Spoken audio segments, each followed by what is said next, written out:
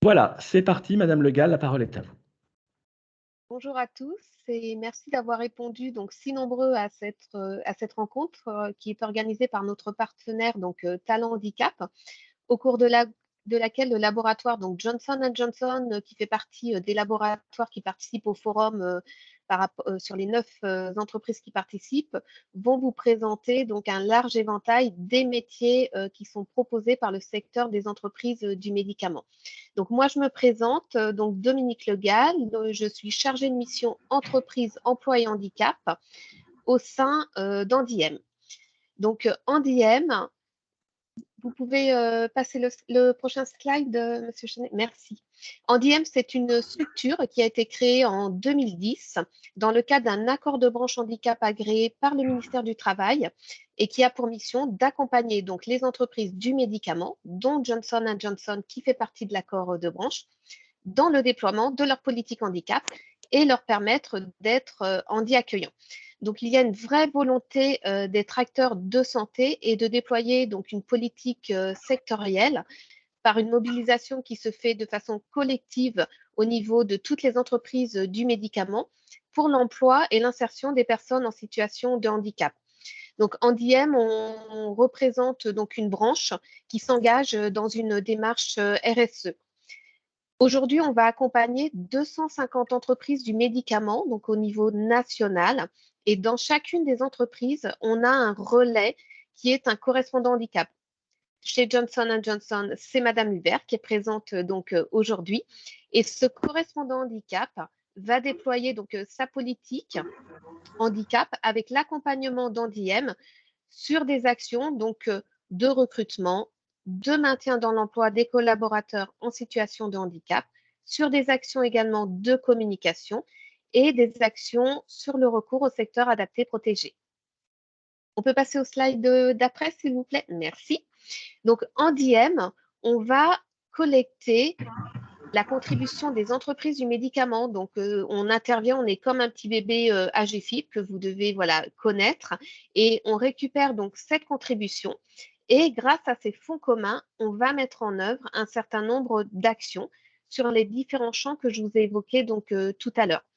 Donc, par exemple, on va mettre en place des actions qu'on va financer, que ce soit des actions individuelles, mais ça peut être également des actions collectives.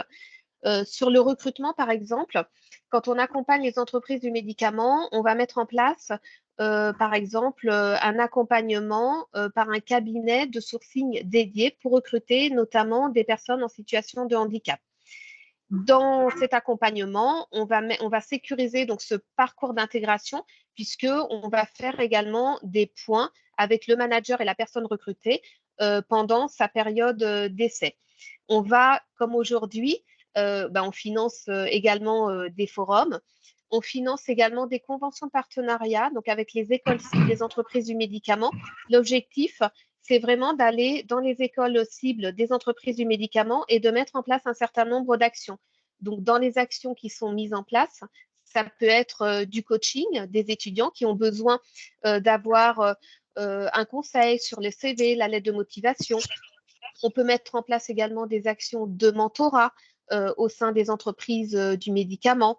Ça peut être aussi un opérationnel d'une entreprise du médicament qui vient dans l'école, évoquer un petit peu les métiers, puisqu'on se rend compte que les métiers des entreprises du médicament sont assez méconnus. Donc, c'est la raison pour laquelle aujourd'hui, on fait cette intervention et que Johnson Johnson va vous montrer aussi cette diversité des métiers.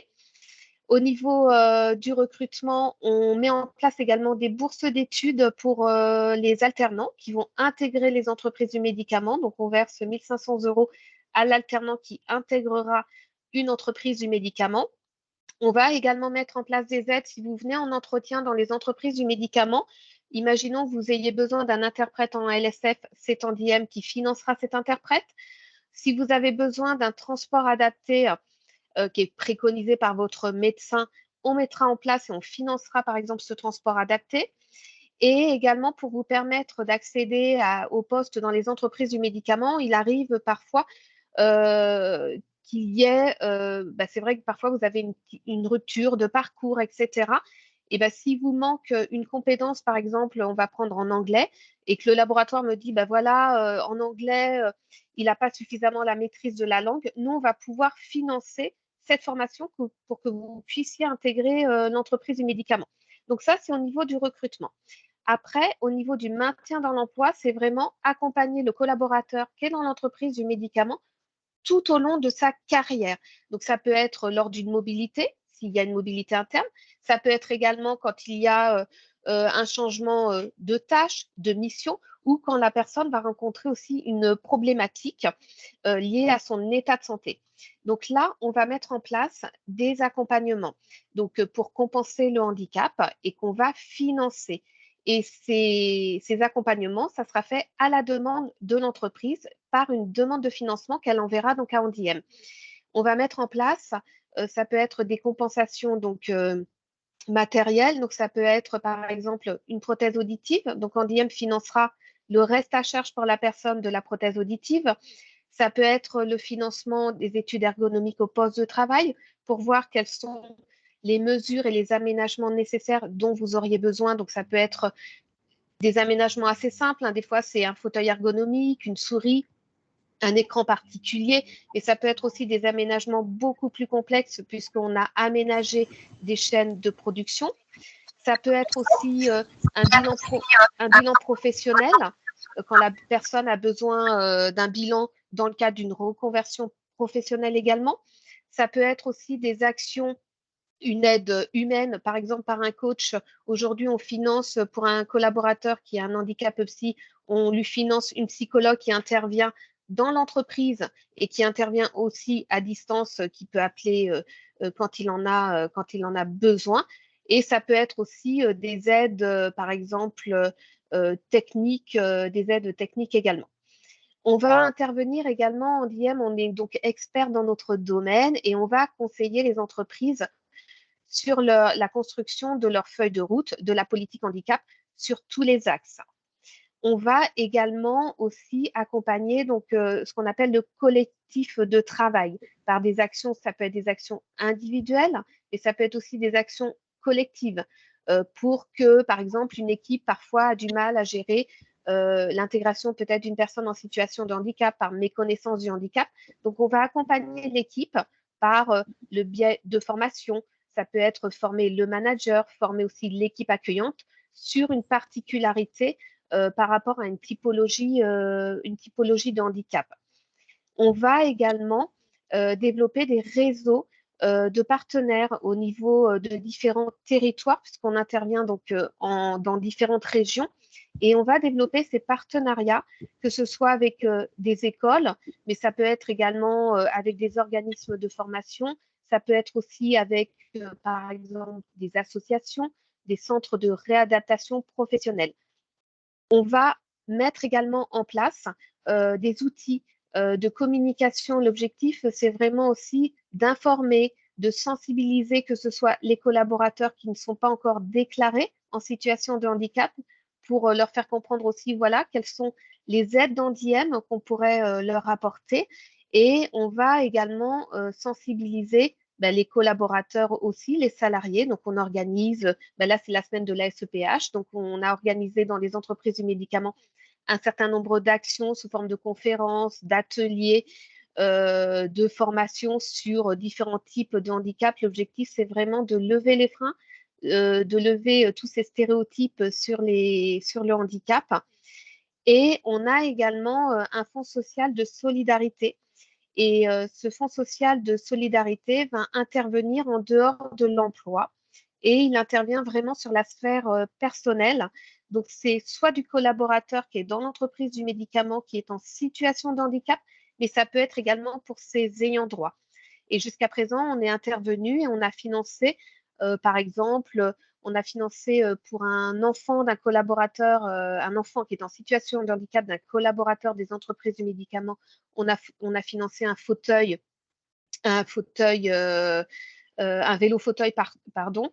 On a financé également des outils informatiques. On peut financer aussi des aménagements au domicile, je ne sais pas, de la salle de bain, etc.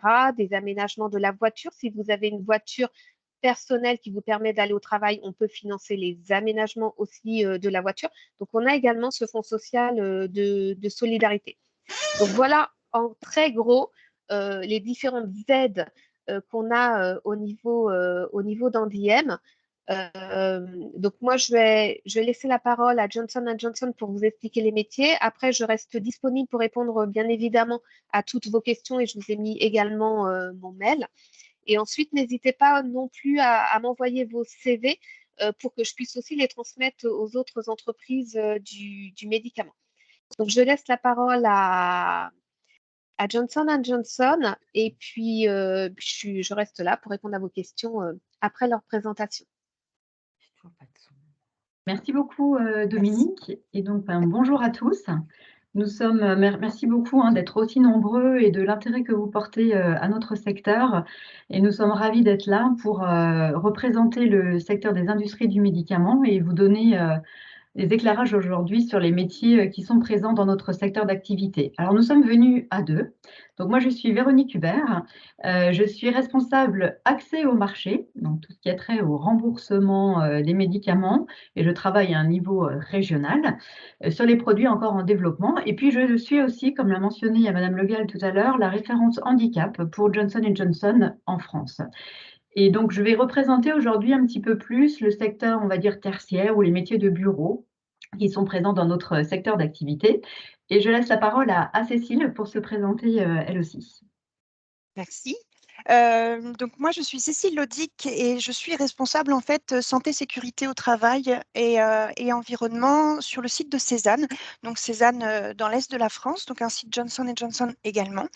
Et Véronique m'a demandé d'être là aujourd'hui justement pour représenter plus la partie production industrielle qui est chez Johnson Johnson aussi et qui est partout en France dans les industries du médicament. On va y revenir.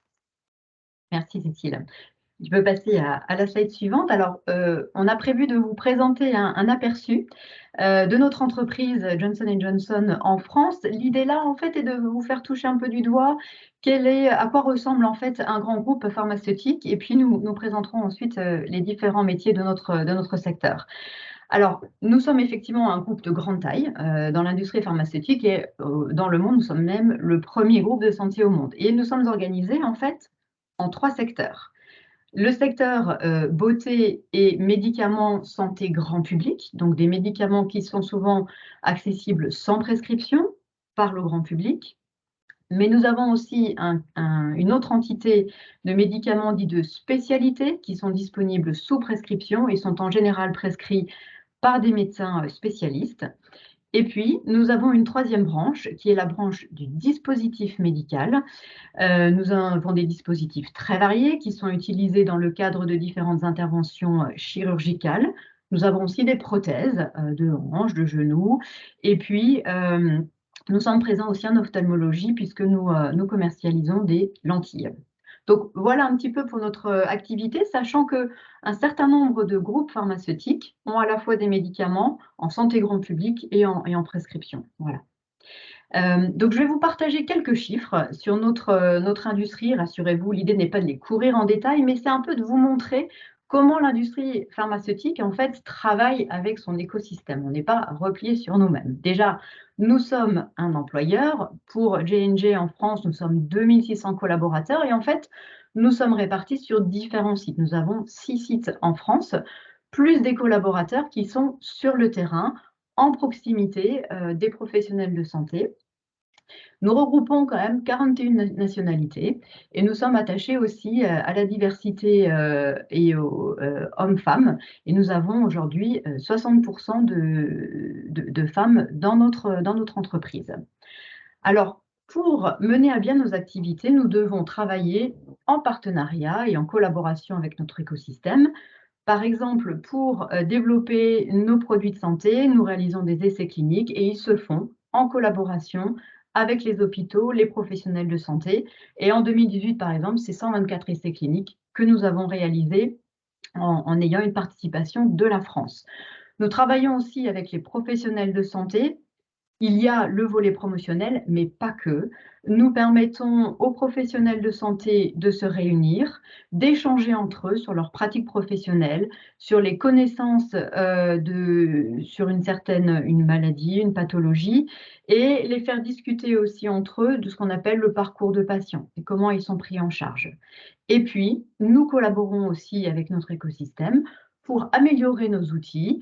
Et par exemple, nous avons un partenariat avec la fondation de l'AP-HP pour développer des outils qui viennent prendre en compte le ressenti et la vie des patients lors des essais cliniques. Et pas seulement l'avis des professionnels de santé. Et puis nous avons un troisième niveau, je dirais, de collaboration et d'engagement, parce que nous sommes aussi des financeurs. Alors, nous investissons en France dans le cadre de nos activités, mais nous essaimons aussi pour promouvoir l'innovation, puisque nous sommes engagés de deux manières, dans des collaborations que nous finançons et nous sommes assis autour de la table pour discuter de ces projets, mais nous avons aussi une fondation qui va essaimer et faire vivre des projets auxquels nous ne participons pas, mais qui participent à nourrir la connaissance dans notre domaine d'activité. Et je dirais un dernier mot sur notre entreprise. Slide suivante, Cécile, s'il te plaît. Pour vous partager notre engagement en faveur de l'inclusion, l'intégrité, la responsabilité et l'éthique. Nous avons un texte qui nous guide, qui s'appelle Le Créneau, qui est disponible sur notre stand. Et comme vous l'a indiqué Madame Le Gall, nous faisons partie de Handiem. Et donc, à la lumière de cet engagement, notre entreprise nous donne les moyens, et nous sommes plus de 50 collaborateurs à être engagés dans différents groupes de travail pour faire vivre cette inclusion. Et notamment, donc Cécile et moi-même sommes impliqués dans le groupe de travail dédié au handicap pour favoriser l'inclusion du handicap, le recrutement de collaborateurs en situation de handicap dans notre entreprise. Et sachez que la très grande majorité des collaborateurs ont dans le parcours de formation obligatoire dans l'entreprise un module qui sensibilise aux biais inconscients et aux préjugés, puisqu'on veut que le vivre collectif soit inclusif de tous. C'est très important pour nous chez J&J en France. Et donc sur ce, je passe maintenant la parole à Cécile, qui va vous présenter les métiers dans le secteur de l'industrie du médicament. Merci. Donc, en effet, en France, on est plusieurs entreprises du médicament présentes en France. L'idée, c'est de vous présenter les métiers en global et puis je vais me permettre de focuser sur ce qui se passe chez Johnson & Johnson parce que c'est là où on connaît le mieux. Pour les chiffres donc, qui proviennent du LEM, un petit peu moins de 100 000 personnes en France travaillent dans les entreprises du médicament. Vous voyez, 271 sites de production en France. Ce qui est intéressant sur cette carte, je pense, c'est de montrer, et j'ai vu que c'était une question tout à l'heure dans le chat, que c'est un peu partout en France. Alors, on le sait, le secteur du Rhône, Lyon est aussi beaucoup représenté dans la chimie, dans la région parisienne également, mais vous pouvez voir qu'il y a aussi bien dans le nord, dans le sud que dans l'est, un petit peu moins dans l'ouest. Donc, voilà sur la répartition. C'est un secteur qui reste très dynamique. Vous voyez, 11 000 recrutements en France sur l'année 2020 et aussi sur des jeunes formés en alternance. On voit le chiffre de 7 500 ici. Les métiers, on peut croire que dans le médicament, on pourrait croire, j'ai déjà entendu, que ça va être des métiers de chimiste dans un labo. Pas du tout. Il y en a, mais il n'y en a pas beaucoup en fait, parce qu'il y a donc la partie ici recherche et développement en effet. Donc je vais vous parcourir si vous voulez bien les six domaines. Donc recherche et développement, oui, il y a de la recherche, de la formulation, il y a des laborantins et des ingénieurs chimistes qui cherchent les formules. Mais voilà, c'est vraiment pas du tout la grosse proportion non plus. Ensuite, il va y avoir la partie production, ce qui est conçu, il faut le produire. Donc moi, je pourrais vous en parler plus facilement, mais donc avec le tout, hein, l'approvisionnement des matières, la production avec les machines de fabrication, toute la logistique qui va autour, et puis le camion qui va aller livrer les centres de distribution et les pharmacies et les hôpitaux. En parallèle de ça, on a forcément tout ce qui est commercialisation, le marketing, toutes les informations aux clients. On a une grosse partie importante aussi, vous vous en doutez, sur la partie médicaments, sur la partie réglementaire, accès au marché. La Véronique saura en parler beaucoup mieux que moi. Les affaires réglementaires, tout ce qui est pharmacovigilance, forcément. Un gros bloc aussi quand même de qualité, sécurité environnement, puisque bah, vous savez, comme beaucoup de produits, mais la partie médicament et la partie qualité du médicament est forcément essentielle et primordiale et prioritaire. Donc, il y a des grosses équipes aussi assurance qualité partout. Et les fonctions support, bah, pareil. Comme dans toute entreprise, il faut faire tourner. Donc, la partie finance, communication, informatique, ressources humaines, services généraux, maintenance, forcément, il y a tout ça aussi dans notre secteur. Un petit focus sur ce qui est recherché en ce moment, et vous pourrez le voir sur le forum aussi, hein, des offres offertes par Johnson, mais aussi par toutes les autres entreprises du médicament. Côté R&D, ce qui ressort en ce moment, les besoins, donc techniciens R&D, attaché de recherche, responsable département recherche et développement. Sur la partie production, opérateur de production, technicien de fabrication, de conditionnement, technicien de maintenance. Sur la partie qualité EHS, sécurité environnement, on est beaucoup focus sur la qualité, comme je vous disais, donc assurance qualité, chargé de validation, qualification, technicien de laboratoire, de contrôle. Sur les fonctions support, on recherche dans les ressources humaines, sur tout ce qui est nouveaux médias, digitalisation, chargé de communication, contrôleur de gestion, la partie finance. Et sur la promotion du médicament, ici, chef de gamme. Donc voilà sur les secteurs encore plus porteurs dans notre domaine. Et ici, moi, ce qu'on a souhaité vous montrer, juste Johnson & Johnson, on est aussi partout en France, depuis la région de Rouen jusque la région de Grenoble.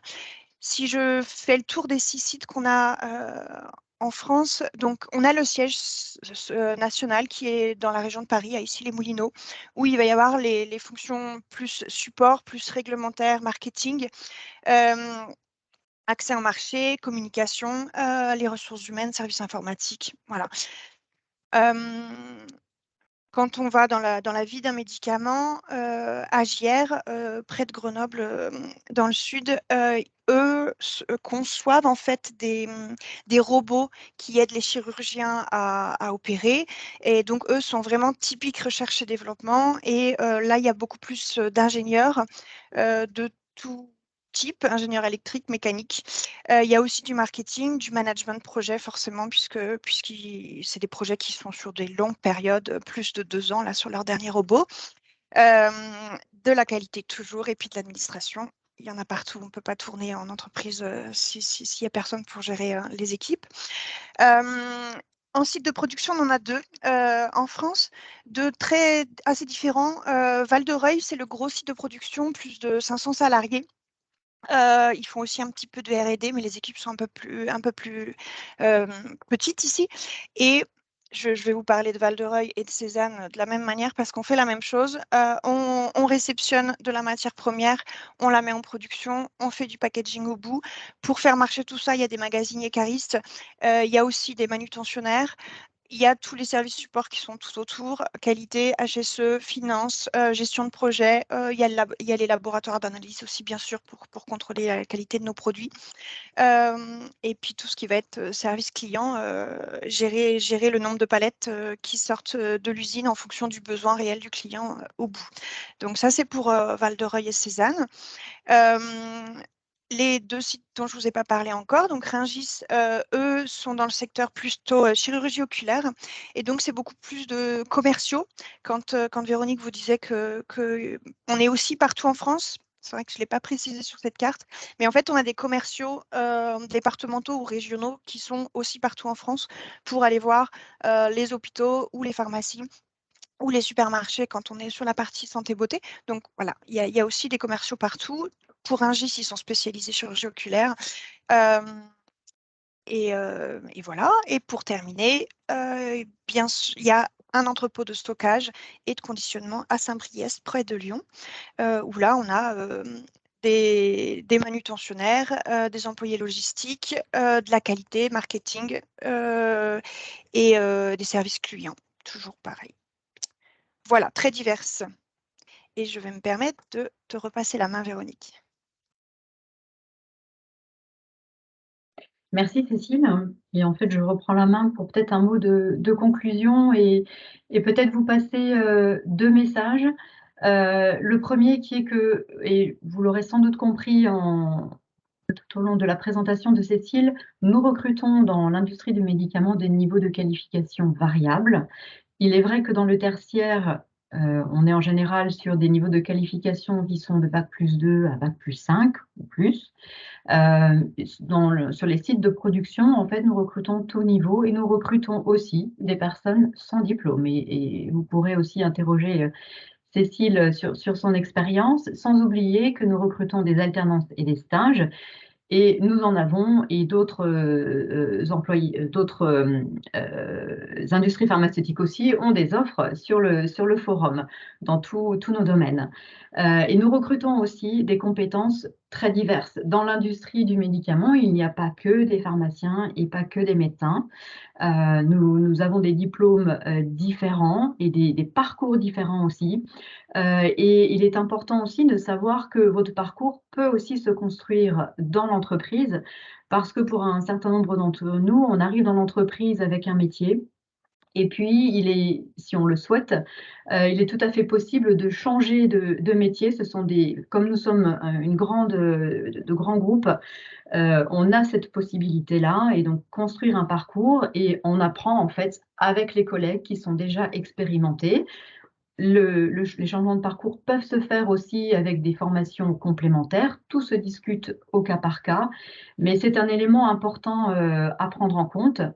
Nos métiers aussi évoluent et les métiers d'hier ne sont pas forcément les métiers de demain. Aujourd'hui, nous sommes dans un monde de la data, des données. Donc, on recherche aussi de plus en plus de personnes qui savent accéder, gérer, trier, analyser ces données. Nous sommes aussi dans une ère où, comme aujourd'hui, nous échangeons à distance, derrière un ordinateur et une caméra, et nous devons aussi faire évoluer la façon dont nous discutons avec notre environnement, avec les professionnels de santé, avec nos clients. Et donc, nous sommes aussi en recherche de nouvelles compétences et de compétences qui viennent non pas uniquement du secteur de la pharmacie, mais aussi d'autres secteurs, parce que ces transferts nous enrichissent, nous permettent de réfléchir autrement et de faire évoluer nos métiers, et c'est valable dans le tertiaire, mais aussi sur les sites de production. Donc voilà ce qu'on voulait vous partager avec vous aujourd'hui. Donc ne vous mettez peut-être pas de barrière et peut-être que c'est vous le prochain recrutement dans l'industrie pharmaceutique, et pourquoi pas. Donc nous ouvrons maintenant sur le temps de questions et réponses. Nous sommes à votre disposition.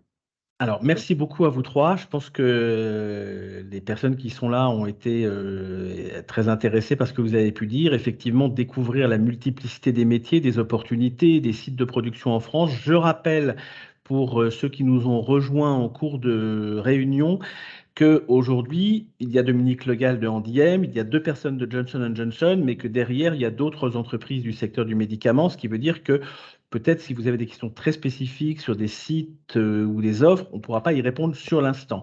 N'hésitez pas à mettre vos questions dans le chat, on les réglera, on y répondra, je veux dire. On a beaucoup de questions dans le chat, donc avant de prendre des questions orales, je vous propose qu'on fasse déjà un petit tour dans le chat, sachant qu'il y a des questions générales et des questions plus particulières. On va remonter. Alors, il y a des questions, effectivement. On peut peut-être traiter déjà des questions un peu génériques, même si Madame Le Gall a déjà répondu, autour de la problématique, par exemple, du télétravail, qui est une question qui revient très souvent. Donc, je ne sais pas si quelqu'un a envie de répondre.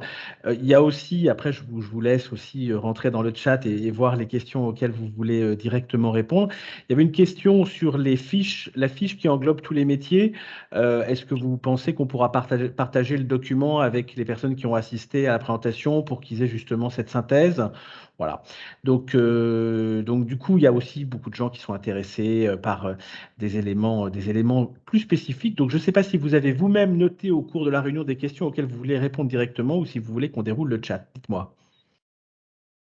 Alors, moi, je n'ai pas forcément noté toutes les questions, mais peut-être pour rebondir sur les deux points que vous mentionnez, notamment le sujet du télétravail. Nous avons la flexibilité dans notre entreprise de permettre à un collaborateur d'être en télétravail et même à 100%. C'est bien évidemment une évaluation au cas par cas. Nous avons développé le télétravail et pour certains postes, il est à 100%. Et pour certains collaborateurs qui ne sont pas nécessairement en télétravail en temps normal, nous avons aménagé leur poste pour qu'ils puissent l'être et effectuer leur travail du mieux possible, notamment quand il y a des aménagements de poste à faire. Il n'y a pas forcément d'intérêt à faire voyager le collaborateur, autant l'installer sur le poste qui a été aménagé pour lui, et ça peut être un aménagement de poste en télétravail, tout à fait. Parfait. Pour ce qui est du partage de la présentation et de cette synthèse des métiers, donc on l'a pas mentionné, mais nous avions mis le logo du LEM puisque nous avons travaillé avec le LEM pour pouvoir vous partager ces éléments synthétiques. Je pense qu'il n'y a aucune difficulté à vous les partager. On validera bien évidemment avec le LEM. Et j'en profite pour signaler que vous pouvez aussi trouver des informations sur les industries du médicament sur le site du LEM, qui est donc le syndicat des représentants les entreprises du médicament en France.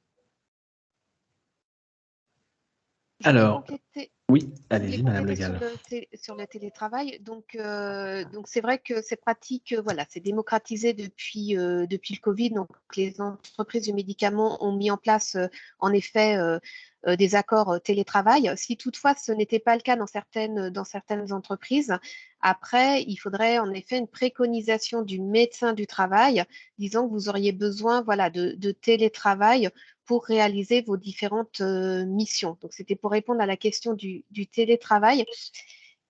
Voilà. Alors, il y a plusieurs questions. On va prendre les dernières et puis si quelqu'un veut intervenir à l'oral, bien sûr, on sera ravi d'échanger directement. Il y a plusieurs questions qui sont et qui reviennent, et je pense qu'elles intéressent un certain nombre de gens, qui viennent sur le sujet de si on n'a pas d'expérience dans le secteur du médicament, est-ce qu'on peut quand même postuler? Est-ce que tout ça, c'est possible? Donc, vous y avez un peu effectivement répondu déjà, Madame Hubert, dans votre conclusion. Est-ce que voilà, est-ce que c'est un préalable absolu ou est-ce qu'au contraire, non, c'est tout à fait possible de venir avec d'autres, en venant d'autres secteurs et d'autres expériences? Je vais commencer à répondre et je te passerai peut-être aussi la parole, Cécile, pour que tu puisses compléter. Mais effectivement, ce n'est pas un requis d'avoir de l'expérience dans le secteur pharmaceutique. En fait, ce qu'il faut faire, c'est regarder l'offre d'emploi, la description de poste et se dire qu'est-ce que moi je peux apporter à ce poste-là. C'est vrai que souvent, il y a des requis qui sont listés, mais qui sont souvent assez larges et qui ne demandent pas nécessairement une expérience dans le secteur. Mais on est très attaché à regarder en fait le transfert de compétences et selon les parcours, on va même aller chercher expressément en dehors du secteur pharmaceutique. Donc voilà, pour le dire très clairement. Il y a bien évidemment des fois où le métier, on recherchera quelqu'un qui a déjà cette compétence. Je n'en fais pas une généralité, mais nous avons des postes où ce n'est pas du tout un requis. Et tu veux peut-être compléter aussi, Cécile? Non, tu as un peu tout dit. Nous, c'est vrai, à Cézanne, il y en a qui viennent de l'automobile, moi je viens du ferroviaire. On peut venir de partout parce qu'en effet, c'est des compétences. Après, le produit qu'on fabrique, puisque nous, on est dans la fabrication, à part la thématique qualité qui est très, très précieuse encore plus, mais du coup, on peut venir de n'importe où, entre guillemets, dans nos métiers à nous, à Cézanne, puisqu'on est là pour fabriquer. On ne conçoit pas le médicament, on n'interagit pas avec les pharmaciens ou les affaires légales pour faire autoriser ce médicament. Donc oui, complètement au contraire, et on apporte quelque chose, en fait, avec. Ouais. Merci. Alors, on a une question de Merlin, ou de monsieur ou madame Merlin, donc on va vous passer la parole si vous voulez intervenir. Et dans l'intervalle, il y a aussi un certain nombre de questions qui reviennent sur le temps partiel. C'est souvent une question, notamment par rapport aux aspects thérapeutiques, mais pas que. Est-ce qu'on peut dresser, je sais bien qu'il y a certainement des cas particuliers selon les entreprises, mais est-ce qu'on peut parler effectivement un petit peu de ces possibilités de temps partiel? Est-ce qu'elles existent? Est-ce que c'est très compliqué? Alors, le temps partiel existe dans notre entreprise, indépendamment en fait de la question du handicap et d'aménagement de poste. Donc, il y a des collaborateurs qui choisissent de travailler en temps partiel. C'est une discussion qui a lieu avec le manager pour voir comment organiser le temps et organiser l'équipe, mais c'est tout à fait une option. Après, dans le cadre d'un aménagement qui est aussi lié au handicap, on peut aussi réfléchir à comment aménager soit le contrat de travail ou permettre aux collaborateurs d'avoir une flexibilité dans son emploi du temps pour participer à des rendez-vous médicaux. Donc, en fait, c'est vraiment à discuter et envisager au cas par cas selon la demande du collaborateur. J'ai eu des personnes en situation de handicap qui m'ont dit qu'elles ne préféraient pas officialiser un temps de congé, par exemple, mais plutôt avoir la souplesse de s'éclipser et revenir parce que ça leur donnait plus de fluidité et c'était un petit peu plus intégré en fait dans la gestion du temps en temps ordinaire. Donc, il y a effectivement un temps partiel et selon le cas, on peut aussi réfléchir à d'autres options pour apporter de la flexibilité et de la souplesse. Parfait, merci beaucoup. Alors, monsieur ou madame Merlin, pardon de ne pas être plus spécifique, est-ce que vous voulez nous poser votre question oralement? Vous avez une question que vous aimeriez partager avec nous? On vous écoute si vous voulez. Oui, donc en fait, moi, je suis arrivé en cours de route, j'ai eu un peu de retard, excusez-moi, donc j'ai pas tout suivi. En fait, moi, je vous explique, à la base, j'ai travaillé dans les travaux publics de mes 18 ans jusqu'à 35 ans. J'ai eu des soucis de santé qui ont fait qu'aujourd'hui, j'ai une reconnaissance QTH. Et en fait, ce que j'aurais voulu savoir, c'est par rapport à ce que vous proposez, s'il y aurait une possibilité de faire, par exemple, une formation pour pouvoir rejoindre vos propositions, parce que moi, à part du travaux public, j'ai jamais rien fait. Alors, la façon dont… En fait, on ne va pas former quelqu'un pour qu'il puisse nous rejoindre. En revanche, donc, on va regarder les compétences, votre profil, votre parcours, qui vous êtes, et voir ce que vous pouvez apporter à l'entreprise sur un poste. C'est comme ça que l'on recrute. Après, une fois que vous êtes dans la société, vous construisez un parcours professionnel et avec votre manager et il y a des options qui vous sont proposées pour faire ce parcours-là. Mais je ne peux pas vous dire que systématiquement et d'entrée de jeu, on va former quelqu'un pour qu'il nous rejoigne. Sauf si vous avez une compétence très particulière, rare que l'on recherche, par exemple. Et dans ce cas-là, voilà, on va travailler avec vous pour vous amener d'autres éléments de formation. Donc, c'est encore un petit peu du cas par cas, mais je préfère dire que les reconversions professionnelles avant de rejoindre une société ne sont en général pas gérées par la société elle-même, mais par d'autres organismes. Et je ne sais pas, Dominique, voilà, si vous voulez amener aussi. Oui, voilà. Pour venir en complément donc de Véronique, justement par rapport à votre reconversion professionnelle, donc j'ai bien compris que là que vous alliez changer de métier, il faudrait vous rapprocher donc du Cap Emploi. Je ne sais pas si vous connaissez le Cap Emploi, mais c'est la structure qui va pouvoir vous accompagner justement sur votre reconversion professionnelle. Et vous allez redéfinir avec eux un projet professionnel. Vous allez regarder ensemble quelles seraient les compétences transférables, donc les compétences que vous avez acquises aujourd'hui, qui pourraient être transférées sur un autre métier. Et c'est à partir de ce moment-là, quand vous aurez redéfini un projet professionnel, il va peut-être émerger une formation. Je rappelle que pour l'alternance, il n'y a pas de critère d'âge. On peut faire de l'alternance sans critère d'âge quand on est en situation de handicap. Et de ce projet professionnel émergera peut-être en effet une formation. Et après, une fois que vous serez formé, en effet, comme le disait Madame Hubert, vous pourrez postuler peut-être dans les entreprises du médicament si vous avez fait en effet une formation en lien aussi vers les métiers des entreprises du médicament. Alors, je voudrais rassurer toutes les personnes qui ont posé des questions un peu spécifiques sur est-ce qu'il y a des postes à tel endroit, est-ce que vous… Ça, Oui. on les traitera après, parce que c'est des choses un peu… Donc ça, comme il y a pas mal de questions qui restent encore à poser, donc ne vous inquiétez pas, on a bien la liste des questions que vous posez quand elles sont très spécifiques et on vous répondra après cette réunion si on n'a pas le temps de le faire pendant la réunion. Alors… Je peux oui. vous interrompre? Ah mais je vous en prie, Excusez-moi. c'est vous la priorité, vous avez la priorité absolue. Alors, ce sont les participants qui sont la priorité absolue. Et j'ai vu que la personne qui avait posé la question sur le temps thérapeutique pensait que ma réponse ne s'adressait qu'aux collaborateurs déjà dans l'entreprise. Et en fait, non, parce que c'est une discussion qui doit avoir lieu aussi à l'entretien, de poser vos besoins, votre demande pour que ça puisse être discuté dès l'entretien avec le manager et que quand vous arriviez dans l'entreprise, vous y arriviez sereine et que tout se passe pour le mieux. Donc, ma réponse s'applique aussi à un collaborateur qui souhaite rejoindre notre entreprise. C'est une discussion qui a lieu au moment de l'entretien. Voilà. J'espère être plus claire et de bien répondre à votre question. Voilà. Alors, je vous propose qu'on prenne la question de Monsieur Stéphane Siroux. Si vous voulez poser votre question, c'est avec plaisir. Bonjour à tous les quatre. Merci pour la clarté de votre présentation. C'est très très clair, très bien fait sur le groupe. On comprend très très bien vos activités, etc., les métiers, tout est parfait. Moi, j'ai une question qui est plus personnelle, mais qui concerne peut-être d'autres personnes qui sont ici en fait en chat avec vous, avec moi et vous. J'ai la particularité, moi, d'avoir déjà une expérience marketing, CRM, marketing client, marketing produit très, très développé. CRM, conquête client, fidélisation client, enfin, très, très développé, multicanal. Sauf que, moi, je suis une grande école de commerce. Enfin, j'ai fait Rouen, puis Paris après. Enfin, voilà, deux grandes écoles de commerce. Et du coup, je me dis, mais enfin, l'a priori que j'avais, c'est que les, les laboratoires, ça n'est qu'un monde d'ingénieurs. Donc voilà, je partais de ça, mais je ne sais pas si je me trompe ou pas. Alors, moi, je suis ingénieure aussi, mais en fait, je suis en minorité dans l'industrie. En tout cas, dans les fonctions marketing ou autres, non, ce n'est pas, c'est même en général pas des profils ingénieurs. D'accord. Donc, et c'est plutôt le profil école de commerce ou alors des pharmaciens qui se spécialisent avec une formation plus de management. Donc, comme ça, très sommairement, vous avez tout à fait le profil pour Je pose la question rentrer parce dans que des fonctions. j'ai un cousin qui est directeur marketing voilà, chez un autre.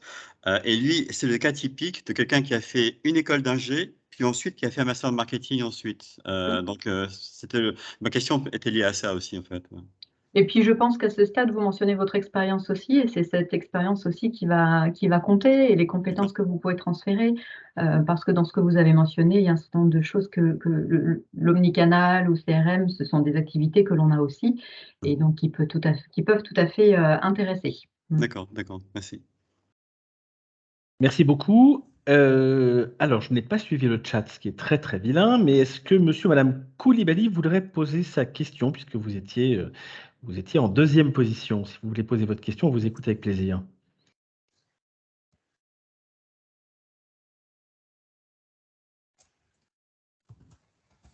Est-ce que vous êtes là?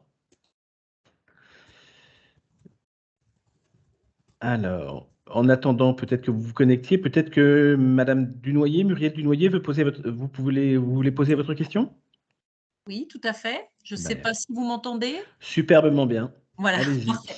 Donc, moi, je vous présente un petit peu, enfin, rapidement mon parcours. Donc, moi, j'ai intégré une école de commerce en BTS gestion de la PME. Et en fait, je recherche un poste. Alors, est-ce que c'est dû à l'âge? Est-ce que c'est dû à mes 30 ans passés dans le commerce? Enfin, je ne sais pas trop. Donc, je voulais savoir s'il y avait un espoir, entre guillemets, donc de pouvoir postuler une alternance dans le secteur du médicament et par quel biais, justement, on pouvait postuler. Est-ce que vous voulez prendre la question, Dominique? Moi, la première réponse spontanée, en fait, pour une alternance, il faut, je crois, une structure dans laquelle vous passez votre temps en alternance à l'entreprise. Donc, à partir du moment où vous avez cette structure et vous remplissez les conditions, il n'y a pas de limite à se mettre, en fait, hein.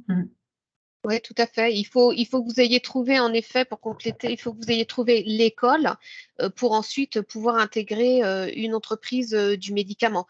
Après, une fois que vous avez trouvé en effet cette école, vous avez, comme le disait Véronique tout à l'heure, vous avez le site du LEM où vous avez à peu près 3000 offres d'emploi qui représentent toutes les entreprises quand même du médicament et vous pouvez rechercher en effet au niveau de l'alternance.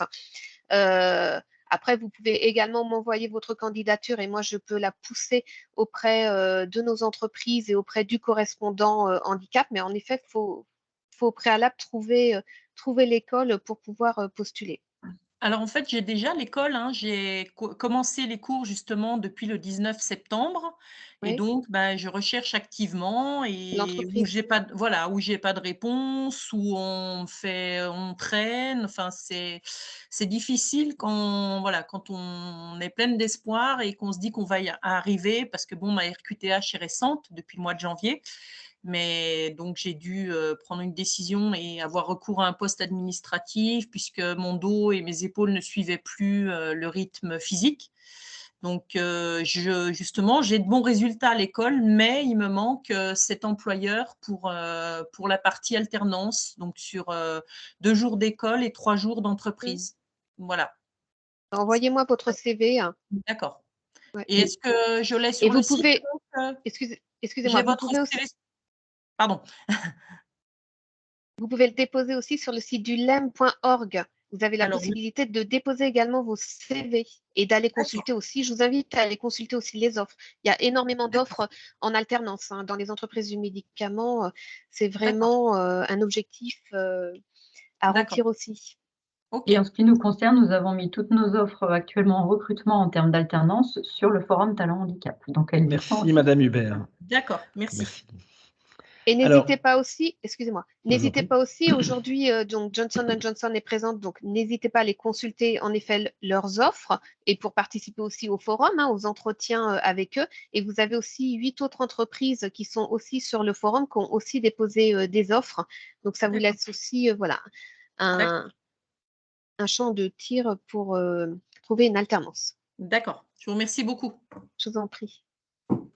Alors, il y a quelqu'un, on va lui parce que si vous voulez, à nouveau, comme le temps nous est un peu compté, si vous avez des questions précises, surtout posez-les dans le chat, on les traitera après. Quelqu'un a posé une question sans être identifié, donc je vais la relayer pour qu'on puisse y répondre. Bonjour, je suis diplômé d'un master 2 en chimie polymère et surface. Est-ce qu'il y a des postes dans votre entreprise qui correspondent à mon profil? Alors, c'est une question un peu précise. Je ne sais pas si on est en mesure d'y répondre, mais si on ne peut pas y répondre, à ce moment-là, je vous invite à mettre, la personne qui a posé cette question, je vous invite à mettre votre email ou à m'envoyer votre email de façon à ce qu'on puisse le traiter ensuite. Est-ce qu'on peut répondre à une question aussi précise ou est-ce que c'est un peu compliqué? Alors, moi, j'ai envie de dire que toutes nos offres sont sur le forum. Ça doit être réactualisé si des nouvelles offres viennent. Mais ce que j'invite aussi à faire, parce que c'est vrai que le forum est sur 3 semaines, mais nous recrutons sur l'année et nous aurons accès à la CVTech en fait, qui est disponible. Donc n'hésitez pas non plus à mettre votre CV parce que le jour où une offre devient disponible, eh bien nos recruteurs iront aussi chercher dans cette base de données.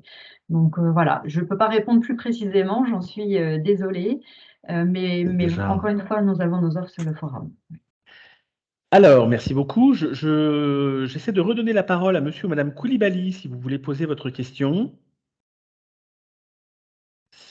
Sinon, est-ce que vous nous entendez? Je suis désolé, je vais à nouveau, à ce moment-là, je vais passer la parole à Jamal Chouaf, si vous voulez poser votre question. Oui, bonjour, est-ce que vous m'entendez? Très bien. Bonjour à tous. Je rejoins un peu la question précédente qui a été posée par la dame. Par exemple, bon, typiquement pour moi, j'ai un handicap depuis l'alternance et j'ai fait un parcours scolaire qui était à peu près normal. Et ensuite, il y a eu une dégradation de l'état de santé suite à une maladie chronique évolutive jusqu'à un âge assez avancé. Et donc, j'ai continué ma formation par correspondance grâce à des organismes comme le CNAM, par exemple, puisque c'est un organisme national. Et donc, je suis arrivé à bac+5 et là, j'ai été admis dans une école de commerce, par exemple, typiquement pour préparer un master spécialisé en contrôle de gestion dans les fonctions support. Et là, j'ai une question, par exemple, donc je cherchais une alternance et souvent, bon, pour les personnes handicapées, notamment celles qui ont un handicap moteur, quand il y a une offre d'alternance disponible, bon, à l'autre bout de la France, parfois il faut des petites adaptations pour le logement. J'avais vu déjà un début de réponse qui disait que vous accompagnez les alternants pour trouver possiblement un logement adapté. Oui. Et ensuite, j'aimerais savoir comment ça peut se passer, avec quelle modalité. Et puis la deuxième question, bon, du fait aussi, principalement à cause de mon handicap, j'ai pas trop d'expérience à part les stages. Et est-ce que vous recrutez, est-ce qu'il vous est arrivé de recruter des personnes en alternance qui étaient en situation de handicap? Et éventuellement, est-ce que l'alternance, on va dire, s'il y a des modalités même de la faire, à l'étranger ou dans un pays limitrophe, par exemple, est-ce que ça peut s'organiser ou voilà, c'est toute la question par rapport, aux modalités de l'alternance et souvent il y a des offres, ben, pour toutes les personnes handicapées qui sont dans notre région française et le pro Ah, Ça a coupé. excusez. Oui, vous m'entendez? oui, c'est Oui, je bon, disais merci. donc qu'il y a souvent des offres en alternance, mais même dans le secteur du handicap dans d'autres régions et pour les personnes handicapées, c'est peut-être moins facile qu'une personne valide, justement pour trouver un logement et donc ça rajoute un frein on va dire à l'intégration, professionnelle. Voilà donc si vous pouviez apporter des éclaircissements sur ce point, s'il vous plaît? Alors moi, je vais pouvoir répondre sur la question du logement. Donc en fin de compte, c'est vrai qu'en DM, on peut vous accompagner à partir du moment, il faut vraiment qu'il y ait un lien avec l'entreprise du médicament. C'est-à-dire qu'il faut que vous ayez un contrat avec une entreprise du médicament et à partir de ce moment-là, on pourra vous accompagner à la recherche en effet d'un logement si vous avez besoin en effet d'un logement adapté. Par contre, si vous avez besoin d'un logement lambda, comme pour toute autre personne, on ne fera pas cet accompagnement. Il faut vraiment que ce soit dans le cadre d'un logement adapté. Euh, donc voilà pour l'histoire du logement. Pour l'alternance à l'international, je vais peut-être laisser peut-être Véronique répondre. En tout cas, moi, pour avoir vu passer un certain nombre d'offres d'alternance, jusqu'à présent, c'est vrai que j'ai pas vu d'offres spécifiques, en tout cas pour les entreprises du médicament, en tout cas à l'international. Mais bon, je ne suis pas peut-être au fait de toutes les offres qu'il peut y avoir aussi sur le site du LEM, puisque c'est 3000 offres. Donc, je ne sais pas si Véronique peut apporter un complément plutôt côté Johnson Johnson sur l'alternance, peut-être. Oui, alors je ne vais pas non plus être très spécialisée sur le sujet, mais il me semble que nos offres d'alternance, elles sont en général sur des postes qui sont déjà basés en France Mm. et des postes qui sont gérés au niveau de notre filiale France. Maintenant, nous avons une spécificité chez Johnson Johnson, c'est que nous n'avons pas de siège régional. Et donc, en fait, moi, je travaille à un niveau international, qu'on appelle niveau régional, mais je suis basée en France avec un contrat français. Donc, je pourrais ouvrir un poste d'alternance, mais sur un métier, en fait, qui est international. Donc, on peut avoir ces configurations-là, c'est possible. Mais ce n'est pas une relocalisation à l'étranger, ça reste dans le cadre de la législation française. Donc, voilà les éclairages que je peux apporter. Je ne sais pas si je réponds complètement à votre question, mais je n'aurai pas d'autres compétences RH pour ajouter à ce niveau-là. Oui, oui, vous répondez à la question, mais je pense comme beaucoup de personnes en situation de handicap qui Mhm. font des formations, Mhm. elles ont un bagage théorique, enfin en tout cas beaucoup ont des diplômes, mais la plupart, bon, du fait de leur pathologie ou de leur d'accident de la vie, n'ont pas autant d'expérience professionnelle qu'une personne valide, on va dire. Mhm. Et et c'est justement souvent le frein qui intervient, puisque l'alternance, ça sert justement à avoir de l'expérience professionnelle. Mm. Donc, je crois qu'une des personnes avait dit que vous interveniez un peu si on avait, par exemple, on a obtenu un entretien où il y a un CV qui intéresse une personne qui est dans le secteur du médicament, qui est dans d'IM. Vous avez dit que vous pouviez éventuellement appuyer la candidature, si j'ai bien compris. Oui, en fin de compte, on peut appuyer vos candidatures. Donc, si vous me transmettez votre candidature, nous, on peut l'appuyer auprès des entreprises du médicament et leur envoyer, en effet, vos candidatures. Après, c'est bien aussi, parce que j'ai vu beaucoup de messages passer, vous demandiez est-ce qu'il y a tel poste dans telle région, etc. Mhm. Je vous invite quand même à aller sur le site du LEM, qui est un site voilà, où tout est référencé. Vous avez vraiment toutes les offres de toutes les entreprises. et les offres également qui sont aujourd'hui sur le forum avec les offres de Johnson et d'autres entreprises, Johnson & Johnson et d'autres entreprises. Donc, n'hésitez pas à y aller et à les consulter. Et comme le disait Véronique, j'insiste, déposez votre CV sur la CVTech parce que ça sera vraiment consulté par nos entreprises.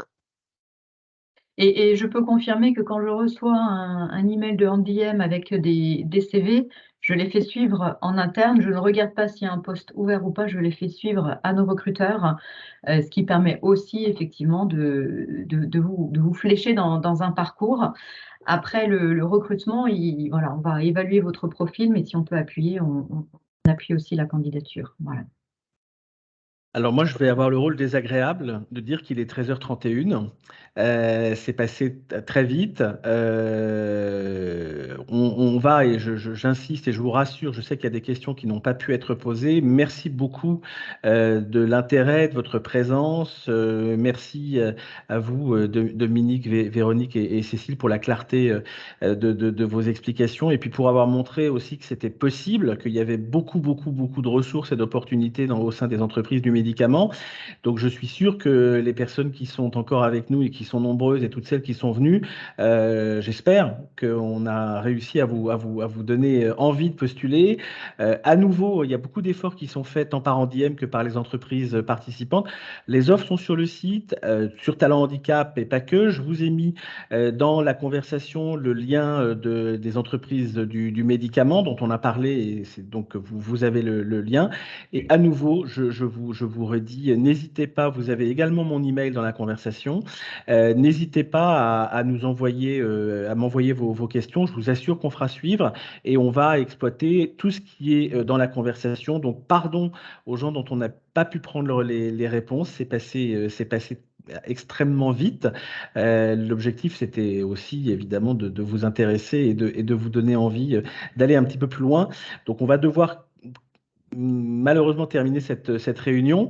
Est-ce que l'une d'entre vous veut faire une petite conclusion ou c'est comme vous le souhaitez? Est-ce que vous voulez garder le mot de la fin? Moi, je vais tous vous remercier parce que vraiment, déjà, je remercie Talent Handicap d'avoir organisé le forum et cette rencontre. Je remercie Johnson & Johnson, donc Cécile Lodic et Hubert Véronique d'avoir participé et d'avoir pu également évoquer au nom des autres entreprises les différents métiers des entreprises du médicament qui n'étaient pas une tâche simple. Mais aujourd'hui, c'était vraiment l'occasion de vous faire découvrir notre secteur parce qu'on se rend compte qu'il y a quand même une méconnaissance de nos métiers. Donc, n'hésitez pas à aller sur le site, en effet, du LEM aussi, parce que vous avez une diversité et une multitude de métiers. Vous avez aussi le site de l'IMFIS, IMFIS, où vous allez retrouver également les métiers des entreprises du médicament avec les différentes formations. Vous avez également le site de Miss Apprentissage qui est un CFA hors les murs où vous retrouverez également différentes formations qui permettent d'accéder au métier des entreprises du médicament. Donc, monsieur, j'ai perdu, monsieur Chanel, Jean-Pierre. Oui, excusez-moi. Je vous en prie, nous vous êtes tout envoyer excusé. vos différentes questions. Donc, si je n'ai pas répondu dans le chat, j'y répondrai volontiers. Et envoyez-nous vos candidatures qu'on pourra renvoyer à nos différentes entreprises du médicament. Et n'hésitez pas à postuler lors de ce forum, puisque vous avez les entreprises qui sont vraiment là pour vous, présentes pour répondre à vos questions et passer des entretiens. Donc, n'hésitez pas. C'est vraiment l'occasion de rencontrer nos entreprises du médicament. Donc, merci à tous. Allô? Voilà, je Allô? vous ai redonné mon email dans la conversation et je vous le redis très sincèrement, envoyez-nous vos questions et je vous assure qu'effectivement, on va faire suivre, on va s'en occuper. Le forum dure jusqu'au 1er décembre, donc vous avez encore tout à fait le temps d'aller consulter les offres, d'y répondre et je l'espère de tout cœur de pouvoir obtenir un entretien. Je vous souhaite à tous un très bon après-midi, je vous remercie, je vous prie pour les personnes qui ont posé des questions ou qui voulaient poser des questions auxquelles on n'a pas pu répondre, d'accepter mes excuses. On fera un webinaire de 2 heures la prochaine fois puisque le sujet était effectivement très intéressant. Merci à tous, très bon après-midi. Merci à nos intervenantes pour le temps que vous nous avez consacré. À très bientôt. Merci. Au revoir. Merci, au revoir. Au revoir et merci.